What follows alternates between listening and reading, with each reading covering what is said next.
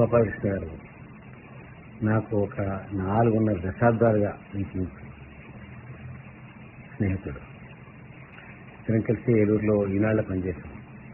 నేను రిపోర్టింగ్లో ఉండేవాడిని, ఆయన మార్కెటింగ్లో ఉండేవాడు. చాలా స్మార్ట్, చురుకైన వాడు, అప్పట్లో ఇంకా అందగాడు, నలుగురిని చాలా ఫ్రీగా మాట్లాడతాడు, మంచి వాయిస్, ఆకట్టుకునే స్వభావం మనిషికి. ముఖ్యంగా మానవ సంబంధాలు.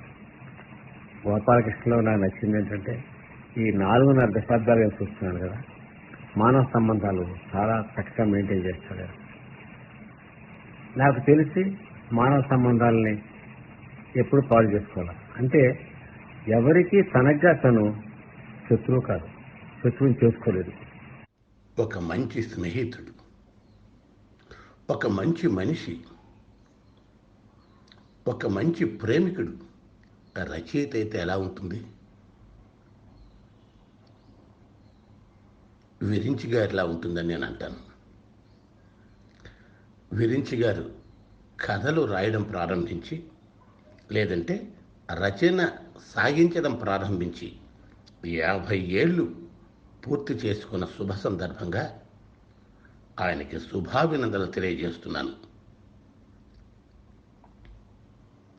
అందరూ కథలు రాస్తారు, కొందరే మంచి కథలు రాస్తారు. అలా మంచి కథలు రాసే మంచి రచయిత విరించి గారు.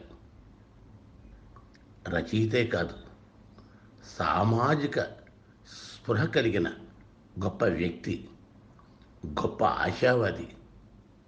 అతన్ని ముట్టుకుంటే చాలు మనలో అత్యద్భుతమైన పాజిటివ్ ప్రకంపనలు ఉంటాయి.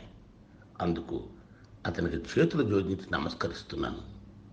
1000 ఏళ్ళు ఆయన ఇలాగే రచనా వ్యాసంగం కొనసాగిస్తూ ఉండాలని ఆశిస్తున్నాను. ఒక కథా రచయిత 50 సంవత్సరాల పాటు మనగలగటం అనేది అంత తేలికైనటువంటి విషయం కాదు. అది ఒక గొప్ప మైలురాయి. సహృదయులు, సీనియర్ రచయిత, ఎంతోమందికి గురువు లాంటి శ్రీ విరించి గారు ఆ మైలురాయిని చేరుకోవడం నిజంగా కథా రచయితలందరికీ కూడా ఒక గర్వకారణం. సీనియర్ కథా రచయిత అంటే చాలా ఎక్కువ కథలు రాయటము లేదా వయసు రీత్యా ఎక్కువ అయి ఉండటము కాదండి. ఒక సహృదయంతో తాను రాసేటువంటి అక్షరాలని ఎంతగా ప్రేమిస్తున్నాడో, పాఠకుల్ని అంతగా ప్రేమించటం, సాటి రచయితలని అంతగా ప్రేమించటం అనేటువంటి లక్షణాలు కలిగి ఉండాలని నేను అనుకుంటాను. ఈ రోజుకి కూడా విరించి గారు ఎంతోమందికి ఎన్నో సలహాలు ఇస్తుంటారు. తాజాగా నేను ఒక కథ రాశాను, దేవుడు మావయ్య అని. అందులో ఆ కథ షిరిడి నేపథ్యంలో ఉంటుంది. అందులో నేను గర్భగుడి అని, అలాగే మూల విరాట్ అని పదాలు వాడాను. ఆయన నాకు ఫోన్ చేసి ఎంత అద్భుతంగా చెప్పారంటే, అది షిరిడీలో ఉన్నటువంటిది బాబా సమాధి కాబట్టి దాన్ని మనం గర్భగుడి అనకూడదు, ఆయన మూల విరాట్ కాదని చెప్పాడు. కాబట్టి నిరంతరం నేర్చుకునేటువంటి ప్రక్రియ ప్రతి రచయిత కలిగి ఉండాలని నా అభిప్రాయం. ఇలా నేర్చుకోవాలంటే విరించి గారిలాగా చెప్పేవాళ్ళు ఉండాల్సిన ఆవశ్యకత ఎంతైనా ఉంది. విరించి గారు ఇంకా మరికొన్ని దశాబ్దాల పాటు రచయితగా కొనసాగాలని, అద్భుతమైన కథలతో అలరించాలని, నాలాంటి ఇంకా వర్తమాన కథా రచయితలందరికీ కూడా మరెంతో మార్గదర్శనం చేయాలని మనస్ఫూర్తిగా కోరుకుంటూ ధన్యవాదాలు. మీ ఎంవి రామిరెడ్డి. నమస్కారం అండి. నా పేరు రామశర్మ. 50 సంవత్సరాల రచనా జీవితం అంటే మాటలా? ఎన్నో అద్భుతమైన కథలను రచించి బహుమతులను పొంది పాఠకులకు చేరువవడం ఒక ఎత్తైతే, రాసేవారిని ప్రోత్సహించడం, సూచనలు ఇవ్వడం, పేరొందిన రచయితలుగా తీర్చిదిద్దడం వారి గొప్పతనానికి నిదర్శనం. వారే విరించి గారు. తాను రచయితగా రాస్తూ నలుగురిని రచయితలుగా నిలబెట్టడం అనేది వారి విశేషం. అలా నిలబడిన ఆ నలుగురు ఔత్సాహికుల్లో నేను ఒకడిని అని గర్వంగా చెప్పగలను. వారు కథలను చదివి సరైన సలహాలు ఇస్తారు. వారి అభిప్రాయాన్ని మొహమాటం లేకుండా చెప్తారు. సాహితీ బంధువుగా ఉంటారు. సహృదయ స్వాభావికులు, సుచరిత కథకులు. విరించిగా పేరొందిన గోపాలకృష్ణ గారు. వారెంతో ధన్యులు. వారి పరిచయం ప్రియమైన రచయితల గ్రూప్ ద్వారా దొరికింది. వారిని గౌరవించుకోవడం అనేది ఒక గొప్ప అవకాశం. ఈ 50 సంవత్సరాలు శతవత్సరాలుగా వేడుక జరగాలని కోరుకుంటున్నాను. ఈ సందర్భంగా వారికి, వారి కుటుంబ సభ్యులకు శుభాకాంక్షలు తెలుపుకుంటూ మీ రామశర్మ. ధన్యవాదాలండి. ఆ సనాతన ధర్మంలో గురువు శిష్యుడిని వెతుక్కుంటాడని చెప్తారు.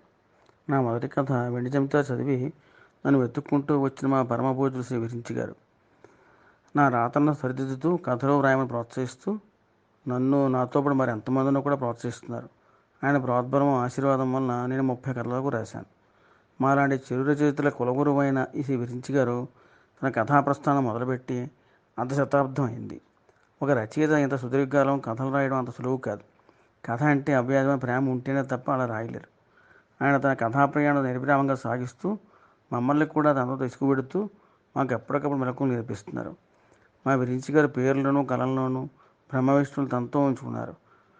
వారి కథా ప్రయాణం మరింత ముందుకు సాగాలని, ఆయన ఇష్టదైవమైన బాబావారు ఆయురారోగ్యైశ్వర్యాలు ప్రసాదించాలని కోరుకుంటున్నాను. మా గురువుగారికి ఏమి చిరుణం తీసుకోగలము? చంద్రునికి ఒక నూలుపోగలాగా ఆ దంపతుల పాదపద్మాలకు నమస్కారాలు తప్ప. కథా విపంచి విరించి గారి గురించి.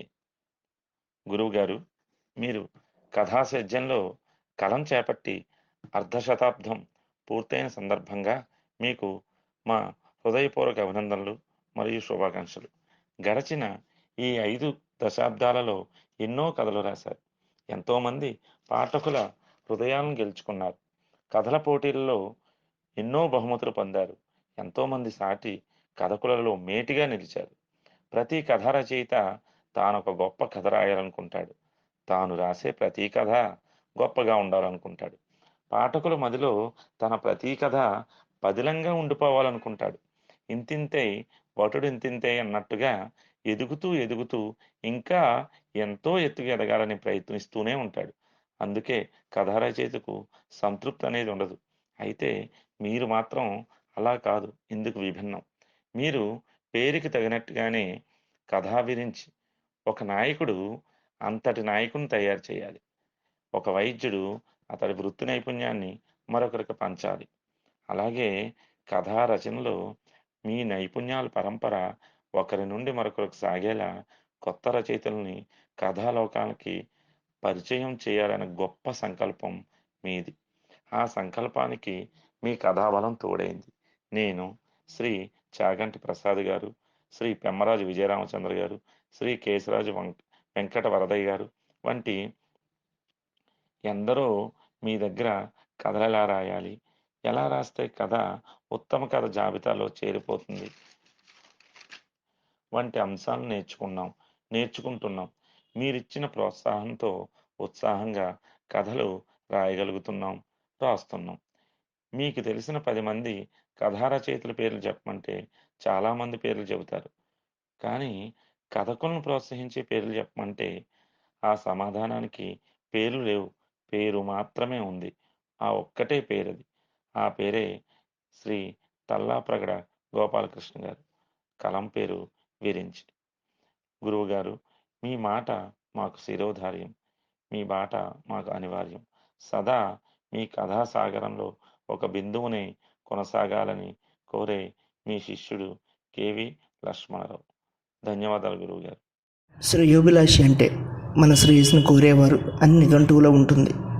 మన శ్రేయస్సుతో పాటు ఉన్నతిని కాంక్షించేవారు ఎవరు అంటే శ్రీ విరించి తల్లాపాడ గోపాలకృష్ణ గారు అని సాహితీ నిఘంటువులో పొందుపరిచే ఉంటుంది. నాలాంటి ఎల్బోర్డ్ రచయిత్రులకే కాదు, ప్రముఖులు అనదగిన కథకులకు ఆయన ఒక మార్గదర్శి. అంతకు మించి గొప్ప నాయకుడు.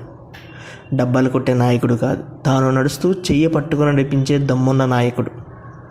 మన తరువాత తరాన్ని ఎందుకు తయారు చేయరు అని సాటి కథకులను ప్రశ్నించే తీశాలి. ఆయన గురించి తెలియని వారికి ఇది నమ్మశక్యంగా అనిపించకపోవచ్చు. ఒకసారి ఆయనతో పరిచయం చేసుకోండి. మీలో నూతనోత్సాహం కలగకపోతే నన్ను అడగండి. నాలో నూతనోత్సాహం రగులుతూనే ఉండడంలో ఆయన క్రియాశీలి. గమ్యమెరుగని మన నావకు దారి చూపే దార్శనికుతనం. కొత్త తరాన్ని నిర్మించడానికి కృషి చేసే సహృదయతుడతను. ఎప్పటికీ మిలిచిపోయే మేలిమి వజ్రం శ్రీ విరించి గారు. సాహితీ ప్రపంచంలో కడిగిడి 50 సంవత్సరాలు పూర్తి చేసుకున్న శుభతరుణాన శ్రీ విరించి గారికి హార్దిక అభినందనలు తెలియజేస్తున్నాను. దొండపాటి కృష్ణ. హలో విరించి గారు, హృదయపూర్వక ఆత్మీయ అభినందనలు సార్. మీ 50 ఏళ్ల రచనా వ్యాసంగంలో అనేక బహుమతులు, పురస్కారాలు సాధించారు. ఇంకా ఇలాంటి మైలురాళ్ళు ఎన్నో సాధించాలని ఆశిస్తూ మరొకసారి ఆత్మీయ అభినందనలు సార్.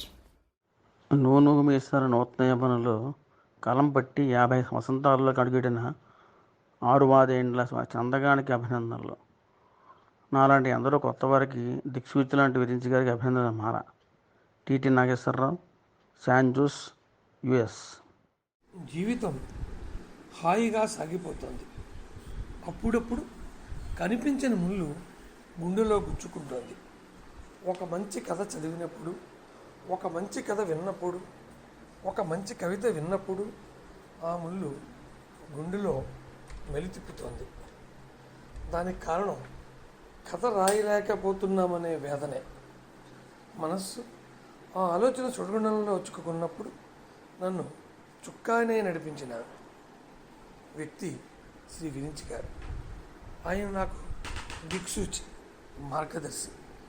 ఆయన ప్రోత్సాహంతో పునఃప్రారంభించిన సాహితీ ప్రయాణం సాఫీగా సాగుతుందనుకుంటే దానికి కారణం ఆయన ఇచ్చిన సలహాలు, సూచనలు, కథ రాయడంలో ఉన్న మెళకువలు. ఆనాటి నుండి ఈనాటి వరకు సుమారు 22 నెలల సాహితీ ప్రయాణంలో 20 పైచిలుకు కథలు ప్రచురితం కావడానికి ఆయన నుంచి వచ్చిన ప్రోద్బలం అనేది నిస్సందేహం. నాకు గురుతుల్యులు పెద్దలు శ్రీ విరించి గారు సాహితీ ప్రయాణం 50 వసంతాల పూర్తి కావడం నిజంగా చాలా గర్వపడే విషయం. 50 కథలు రాయడం కష్టమైన ఈ రోజుల్లో 50 సంవత్సరాలుగా ఎన్నో కథలు రాయడం, బహుమతులు పొందడం చాలా గొప్ప విషయం. ఎందరో విరించి గారి సమకాలీన రచయితలు పుంకాలుగా రాసి ఉండొచ్చు, బహుమతులు కూడా సాధించి ఉండొచ్చు. ఇక్కడ మనం ఎన్ని మైళ్ళు ప్రయాణం చేశామనేది కోణమైతే, మనల్ని ఎన్ని పాదముద్రలు అనుసరించాయనేది ముఖ్యం. మన గొంతుకు వంత పాడేవాళ్ళు ఎంతమంది ఉన్నారో ఇంకా ముఖ్యం. ఆ విషయంలో పరిపూర్ణ విజయం సాధించిన వ్యవస్థ శ్రీ విరించి గారు. ఆ శక్తికి, వారికి అన్ని విషయాలు చేదోడు వాదడుగా నిలిచిన వారి శ్రీమతి గారికి శతసహస్ర వందనాలు. వారి ఈ ప్రయాణం మరింత కాలం సాగాలని ఆ దేవుని ప్రార్థిస్తూ వారికి ఈ సందర్భంగా నా శుభాభినందనలు.